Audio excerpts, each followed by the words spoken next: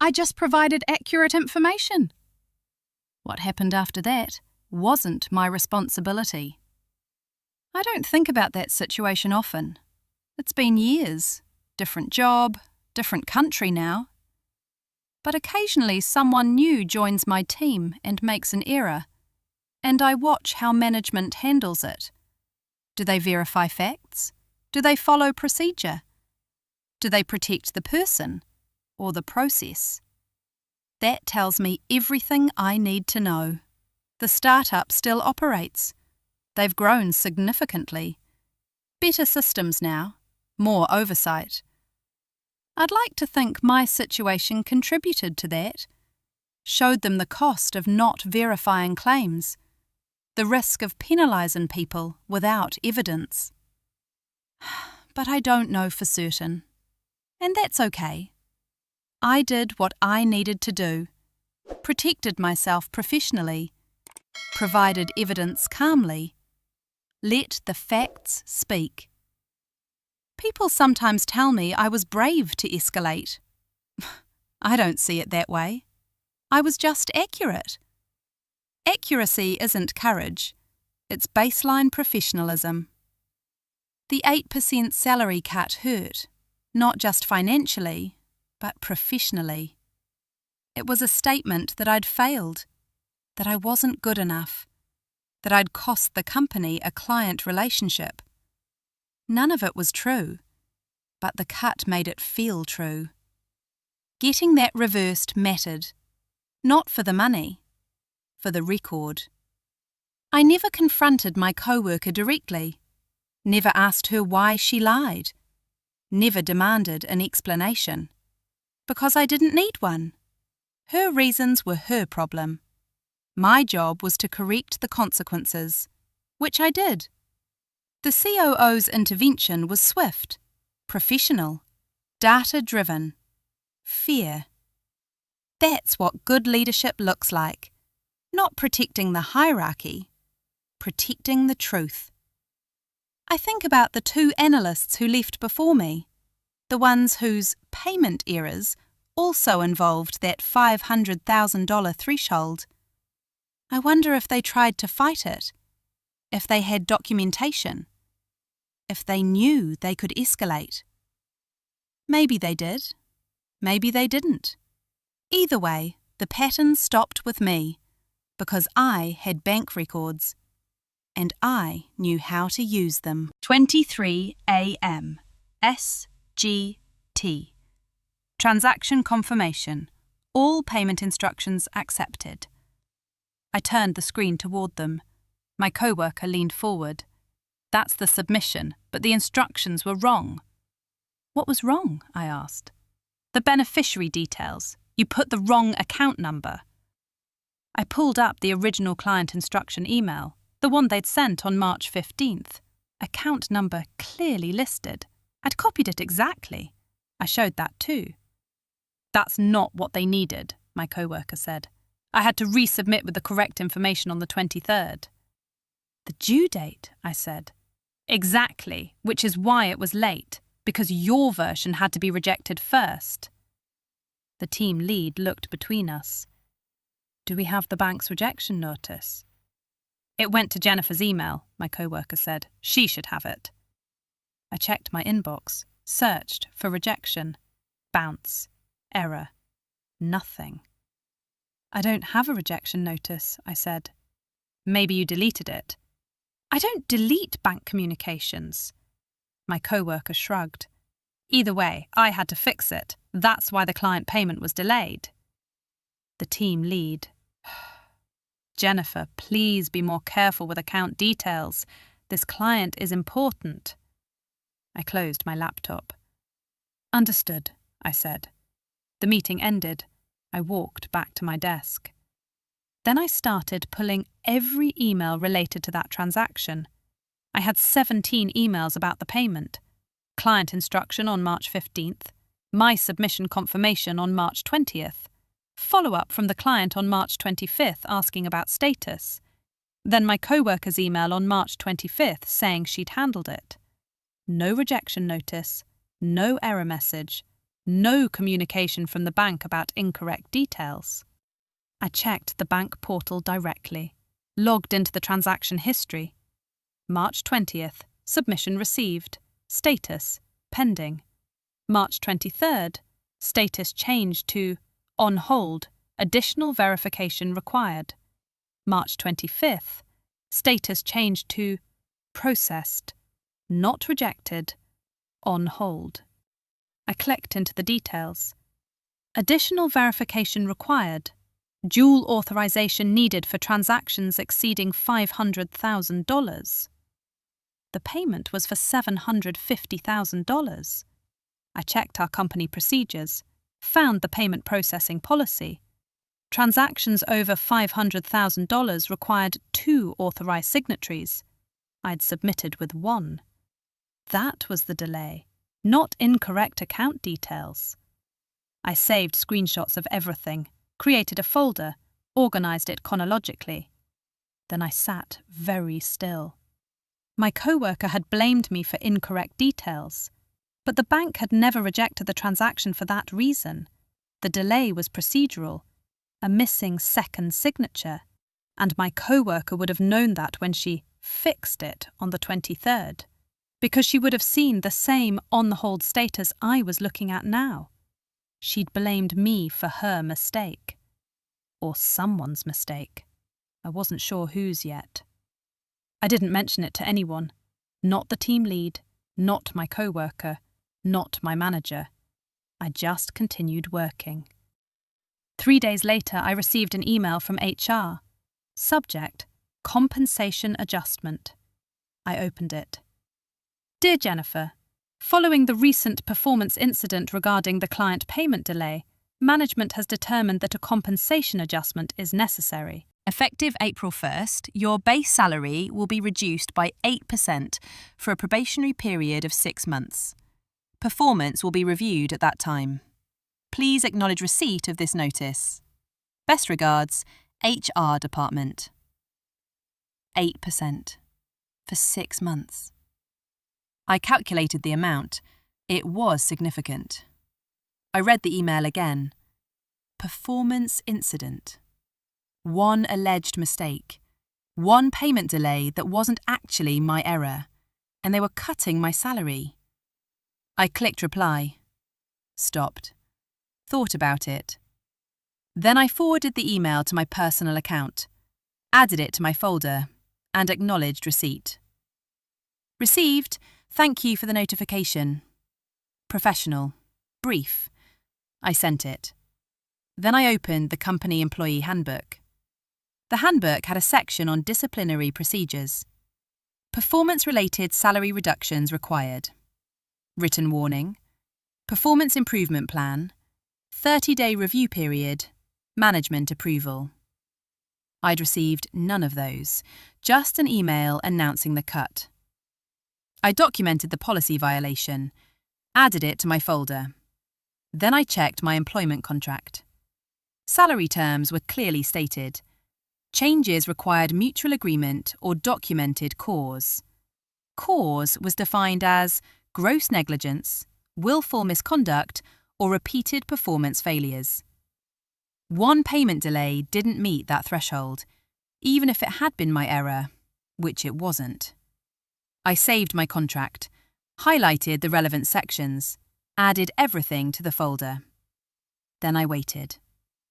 The salary cut appeared on my April paycheck. 8% reduction, exactly as stated. I didn't complain, didn't protest. I just worked. My co-worker acted normally, friendly even, as if nothing had happened. She asked me to help with another payment processing task in early April. Can you handle the beneficiary verification? She asked. I'm swamped. Sure, I said. I processed it carefully, double-checked every detail, submitted with dual authorization. It went through perfectly. She thanked me. You're getting better at these. I smiled, said nothing. 2 weeks after the salary cut, I scheduled a meeting with HR. Not to complain, just to ask questions. I wanted to understand the compensation adjustment process, I said to the HR coordinator. She pulled up my file. It was related to the client payment incident. I understand that, but the employee handbook mentions a formal process: written warning, improvement plan, review period. Those are guidelines, she said. Management has discretion for immediate action when necessary. Where does it say that? She paused. It's implied in the policy framework. I'd heard that phrase before. Can you point me to the specific policy that allows salary reduction without the standard process? I'd need to check with management. I'd appreciate that. Also, I'd like to request the documentation of the performance incident that led to this decision. What documentation? The bank's rejection notice, the error report, whatever evidence showed that I made a mistake. She looked uncomfortable. I'll need to get back to you on that. Thank you, I said. I left her office, waited. HR didn't respond for a week. Then I received an email. Jennifer, we've reviewed your questions. The compensation adjustment was made based on management's assessment of the payment delay incident. This falls within their authority per Section 8.4 of the Employee Handbook. No additional documentation is required for this type of adjustment. Please let us know if you have further questions. Best regards, HR Department. Section 8.4. I opened the handbook, found it. Management retains authority to make compensation adjustments based on business needs and performance considerations. Vague language, broad discretion. But the section also included a subsection. All compensation changes must be documented with clear justification and employee notification. I hadn't received justification, just notification. I replied to HR. Thank you for clarifying. Per Section 8.4b, can you provide the documented justification for the compensation adjustment? I'd like to understand the specific performance issues identified. Professional. Policy-based. I sent it. No response. 3 weeks passed. My reduced salary continued. My work continued. I processed payments carefully, met every deadline, exceeded expectations on other tasks. In late April, the client whose payment had been delayed reached out directly. They wanted to discuss future transactions, larger volumes. I scheduled a call, prepared thoroughly. On the call, they questioned the miscretion. We noticed a slight delay, the client said, but your team handled it well. We appreciated the communication. Thank you, I said. Can I ask what income you received about the delay? Your colleague explained there was a procedural requirement for dual authorization. Very professional handling. Procedural requirement. Not incorrect account details. I'm glad it was resolved smoothly, I said. After the call, I documented it. The client had been told the truth. Dual authorization requirement. Not my error. So why had my co-worker told our team lead something different? And why had management cut my salary based on that false information? I pulled up my co-worker's email from March 25th, the one where she said she'd fixed the payment. Read it carefully. I've reprocessed the payment with the correct details. Should go through now. Correct details. Not additional authorization. She'd lied in the email, then blamed me in the meeting. Then I'd been penalized. I sat back. This wasn't just a misunderstanding. This was deliberate. I needed to understand why. I started reviewing other transactions my co-worker had handled, going back 6 months, looking for patterns. I found 3 other payments that had been delayed, all around the $500,000 threshold, all marked on hold, additional verification required. all reprocessed by my coworker after delays. I checked who had originally submitted those payments. 2 different analysts, both no longer with the company. I searched for their names in the HR system. Both had left within 2 months of the payment delays they'd supposedly caused. I didn't have access to their personnel files, but the pattern was clear. In early May, I sent another email to HR. I'm following up on my request for documentation regarding the March payment incident. I'd like to review the bank's rejection notice and any error reports that support the finding of incorrect account details. This information would help me understand what went wrong and prevent similar issues in the future. Please let me know when this can be provided. Thank you, Jennifer. The response came 2 days later, from my manager, not HR. Jennifer, I don't think dwelling on this incident is productive. The matter has been addressed through the compensation adjustment. Let's focus on moving forward. Please schedule time with me if you'd like to discuss your performance improvement plan. Regards, Marcus. Performance improvement plan? I hadn't been told I was on one. I replied immediately. Thank you for the message. I wasn't aware I'd been placed on a performance improvement plan. Can you provide the plan documentation and timeline? Also, I'm still requesting the bank's documentation of the March payment error. This is important for understanding the procedural requirements. Best, Jennifer. No response. 1 week later, I escalated to the startup's COO. I'd met her twice. She seemed direct, data-driven. I sent a formal email.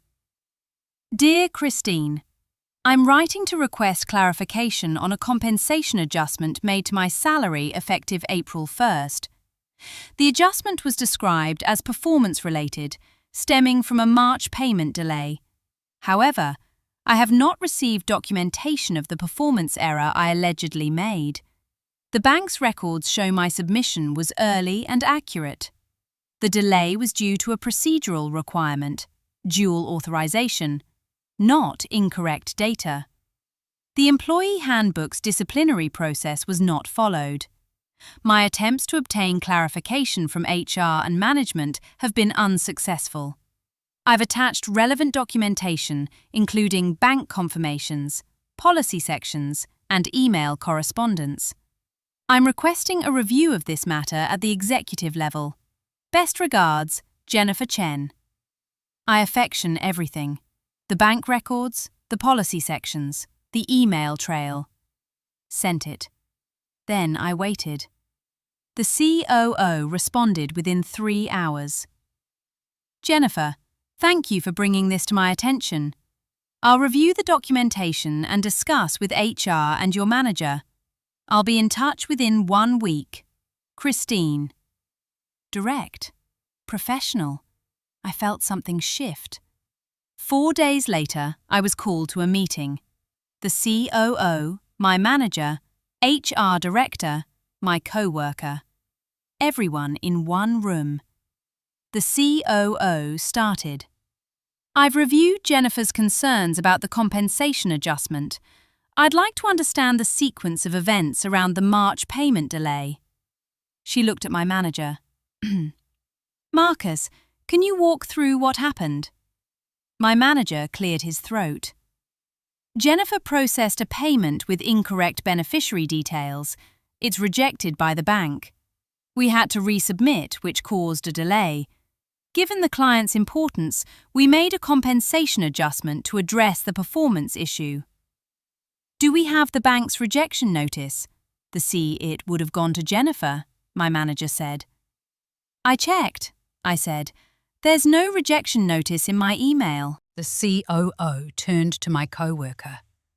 You reprocessed the payment. What did the bank tell you about the error? My co-worker hesitated.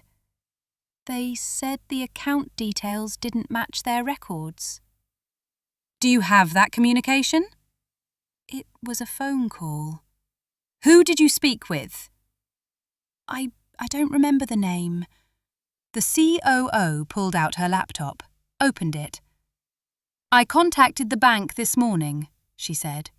"Requested the full transaction log for the March payment." She turned the screen around.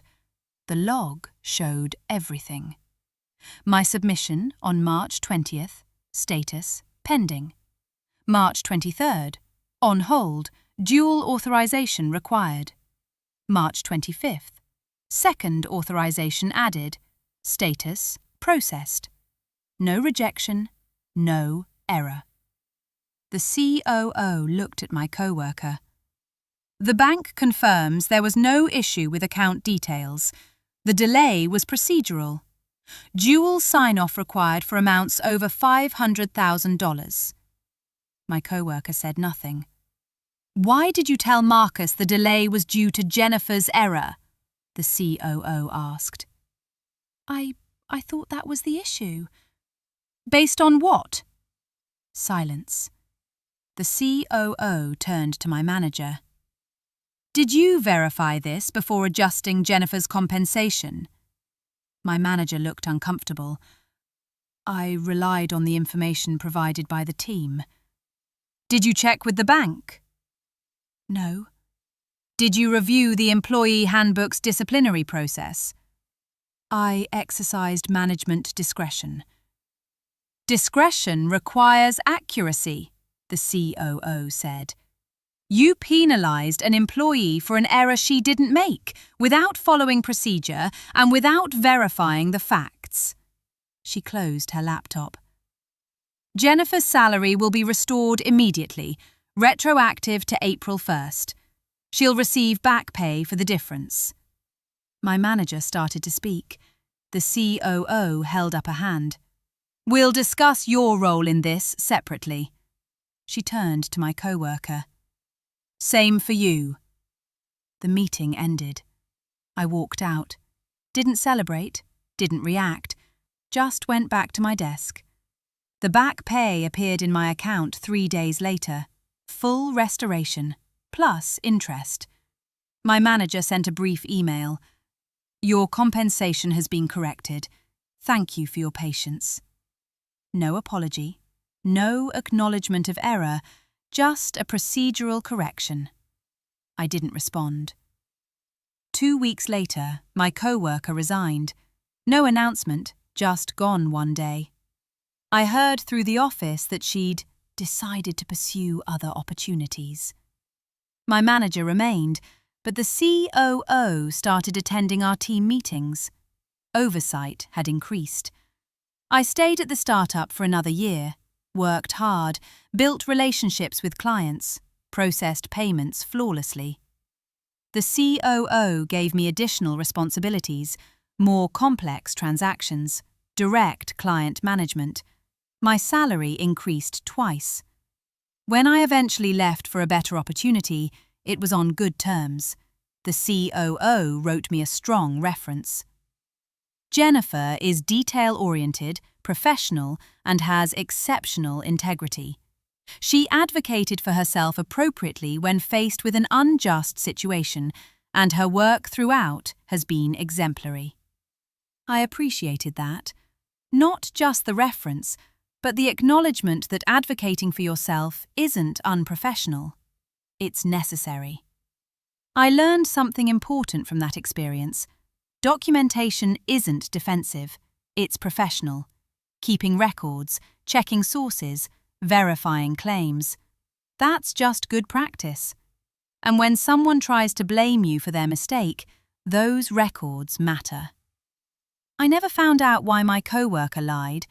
Maybe she'd made the procedural error herself. Maybe she was trying to cover for someone else. Maybe she thought blaming the junior analyst was easier than admitting a process gap. It didn't matter. What mattered was that I had proof. My current role is different. Larger company, more structured processes, better checks and balances. But I still keep detailed records, still verify everything, still check the bank portal myself, because I know what happens when you don't. Sometimes people ask if I regret escalating to the COO, if it was worth the confrontation. I tell them it wasn't confrontation, It was clarification. I asked questions, provided documentation, requested a review. That's not aggressive, that's professional. The salary cut taught me something valuable. Companies can make mistakes. Managers can act on bad information. Co-workers can lie. But facts are facts. And if you have the facts, you have leverage. Not to hurt anyone, just to correct the record. ICE terms have that folder.